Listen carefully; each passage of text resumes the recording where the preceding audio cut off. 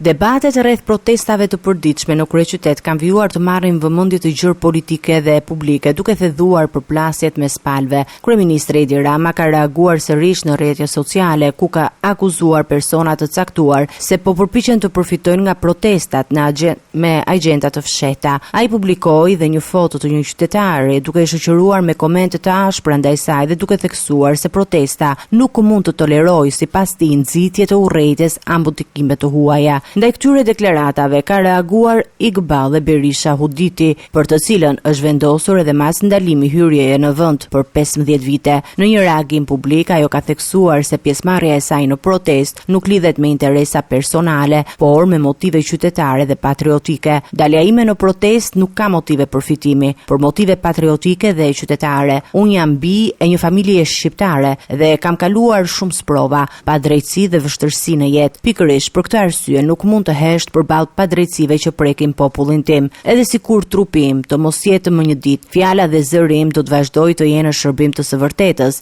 drejtësisë dhe dinjitetit njerëzor. Unë nuk dal në protestë nga urrejtja ndaj askujt, por nga dashuria për popullin tim dhe nga bindja se çdo qytetar ka të drejtë të ngrejë zërin kur mendon se po cënohet interesi publik. Huditi thekson se nuk del në protestë nga urrejtja, por dashuria për vendin. Unë jam shqiptare dhe ndihem përgjegjëse për fatin e kombit tim. Nuk mund të fleqet kur shoh probleme që prekin shoqërinë tonë. Besoj se njeriu vlen aq sa shqetësohet për hallet e të tjerëve dhe aq sa përpiqet të kontribuojë për të mirën e përbashkët. Huduti ka bërë thirrje gjithashtu për dialog dhe respekt ndaj qytetarëve, duke theksuar se pozitat janë amanet dhe përgjegjësi, ndërsa ka nënvizuar se kërkon paqe dhe drejtësi dhe një Shqipëri më të mirë për të gjithë. Protestat e përditshme përpara kryeministrisë vijojnë prej javësh, ndërsa debati politik dhe publik për to mbetet i ndezur me qëndrime të kundërta mes qeverisë, opozitës dhe protestuesve.